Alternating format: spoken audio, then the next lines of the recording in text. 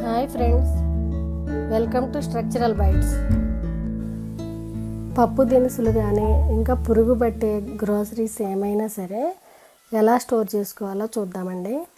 ఇక్కడ చూసారు కదా, ధనియాలు, నువ్వులు, ఇంకా మనకి కందిపప్పు, సోంపు, బొంబాయి రవ్వ, పల్లీలు కూడా టేస్ట్ మారిపోతాయి మనకి. ఇలాంటివన్నీ మనం ఎలా స్టోర్ చేసుకోవాలో చూద్దామండి. చూడండి, ఇక్కడ ఫస్ట్ నేను ధనియాలు వేయించుతున్నానండి. ఇట్లాంటివన్నీ వేయించి స్టోర్ చేసుకుంటే మనకి ఇంకా వేరే ప్రిజర్వేటివ్ అనేది వేసి స్టోర్ చేసుకోవాల్సిన అవసరం లేదండి. ప్రిజర్వేటివ్ అంటే పురుగు పట్టకుండా ఉండాలంటే బిర్యానీ ఆకు లేకపోతే కరక్కాయ ఇట్లా వేస్తారు కదా, ఇవి కూడా వేసుకోవాల్సిన అవసరం లేదండి. డైరెక్ట్గా బాటిల్లో అట్లాగే స్టోర్ చేసుకోవచ్చు. చూడండి, నేను ఫస్ట్ ధనియాలు వేయించుతున్నానండి. చూడండి, మాడకుండా చూసుకోండి. కొంచెం కలర్ కొద్దిగా చేంజ్ అవుతుందండి. ధనియాలు కూడా తొందరగా వేగిపోతాయి. మాడిందంటే టోటల్గా టేస్ట్ అనేది చేంజ్ అయిపోద్ది. అందుకని మాడకుండా చక్కగా దగ్గరే ఉండి వేయించుకోండి. వేయించుకున్న తర్వాత ఒక్కొక్క దాన్ని చక్కగా నీట్గా ఇట్లా మనం ఒక వైట్ది ఏదో ఒక పేపర్ లాంటిది వేసి దాని మీద వేయించినవన్నీ చల్లార్చుకుంటే, చూడండి వేయించేసాను కదా, వేయించిన తర్వాత ధనియాలు వేయించాను కదా, వేయించినవి తీసుకొచ్చి ఒక కవర్ వేసి దాని మీద ఆరబోసాను అనమాట. ఆరబోసి చక్కగా పల్చగా ఆరబోయండి. ఆరబోసిన తర్వాత తొందరగానే ఆరిపోతాయి. మనం ఫ్యాన్లు ఏమి వేయక్కర్లేదండి. ఇది ఆరేలోపు మనం ఇంకా దినుసులు, వేరే దినుసులు అదే బాండీలో కొంచెం కిచెన్ టవల్తో తుడిచేసి, దుమ్ము ఉంటుంది కదండి, అది తుడిచేసి నీట్గా అప్పుడు ఇంకో దినుసులు వేయించేసుకోవచ్చు. ధనియాలు ఇట్లా పల్చగా ఆరబెట్టేసిన తర్వాత, ధనియాలు ఆరిపోయిన తర్వాత చూడండి ఇట్లా శుభ్రం చేసుకోవాలండి. మనము ఒక జల్లెడ లాంటిదైనా తీసుకోవచ్చు, లేకపోతే జ్యూస్ వడపోసేది ఉంటుంది కదా, అదైనా తీసుకుంటే సన్న రజన్ లాంటిది వచ్చేస్తుందండి. అట్లా మనం క్లీన్ చేసేసుకుని ఒక బాటిల్లో పోసేసుకోవాలి. వరుసనే బాటిల్స్ పెట్టుకున్నాను కదండి, బాటిల్లో పోసేసుకున్నానండి. ఒక్కొక్కటి క్లీన్ చేసేసి ఇట్లా క్లీన్ చేసేసి బాటిల్లోకి పోసేసుకున్నాను. చూడండి, ధనియాలు అయిపోయిందండి. ధనియాలు క్లీన్ చేసాం కదా, అవి ఒక బాటిల్లోకి పోసేసాను. తర్వాత పల్లీలు వేయించానండి. పల్లీలు కూడా వేయించిన తర్వాత ఇక్కడ మనం పల్లీలు కూడా ఆరబెడుతున్నాను. ఏంటంటే నేను సగమేమో పొట్టు తీసి ఉంచుకుంటున్నాను, సగమేమో అట్లాగే ఉంచుకుంటున్నాను. ఎందుకంటే సగం పల్లీలేమో మనం ఏదైనా పాకం లాంటిది పట్టుకున్నప్పుడు పొట్టు తీయాలి కదా, అందుకని ముందే పొట్టు తీసి అట్టి పెట్టేసుకుంటున్నాను.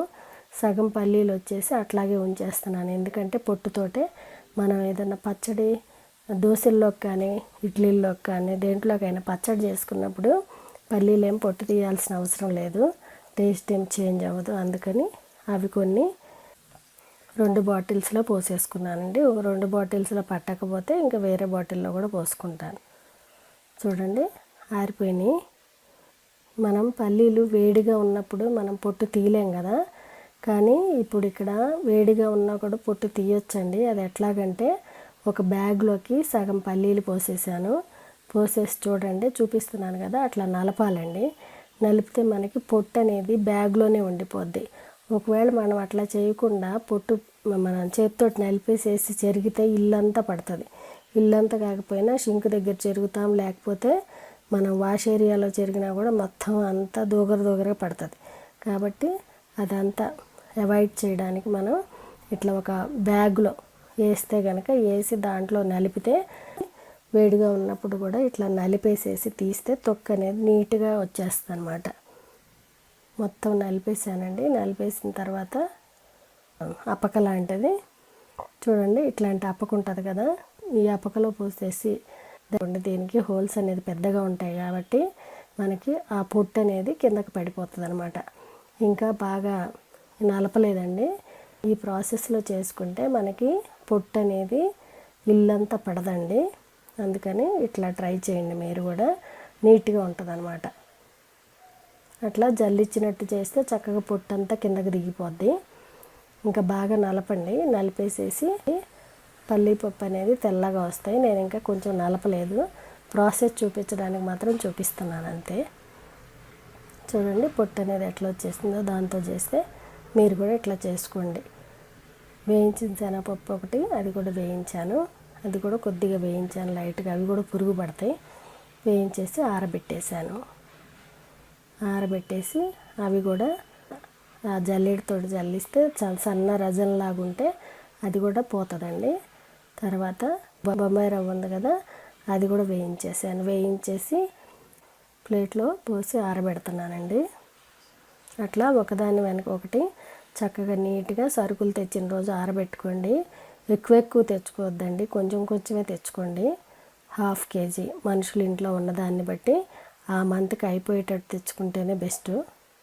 చూడండి చూపిస్తున్నాను కదా, కందిపప్పు కూడా అట్లా వేయించేసి ఆరబెట్టేశాను. కందిపప్పు వేయించి వాడితే టేస్ట్ చాలా బాగుంటుంది, కావాలంటే ట్రై చేసి చూడండి మీరు కూడా. అట్లా చక్కగా మొత్తం ఆరిపోయిన తర్వాత బాగా అప్పుడు మనకి డబ్బాల్లో స్టోర్ చేసుకుంటే మంచిదండి. పురుగు అనేది పట్టదు, అస్సలు పట్టదు. చూడండి ఎర్ర కందిపప్పు ఉంటాయి కదా, అవి కూడా వేయించానండి.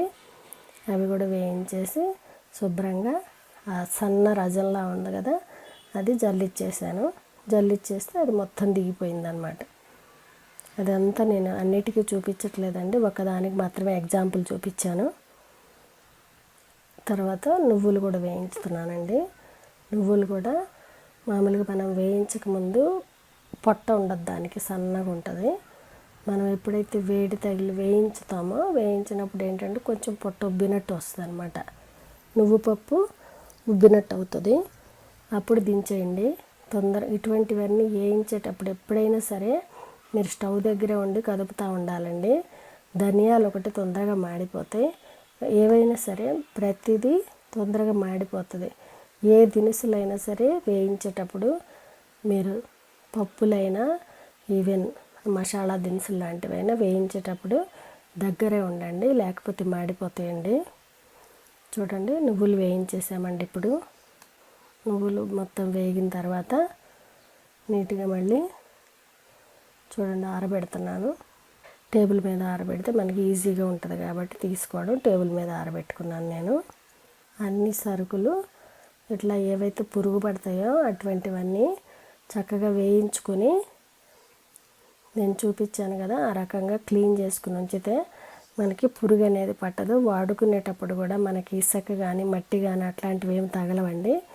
జాగ్రత్తగా నీట్గా స్టోర్ చేసి పెట్టుకుంటే మనకు కూడా వాడుకునేటప్పుడు కూడా అనుమానం లేకుండా ఉంటుందన్నమాట.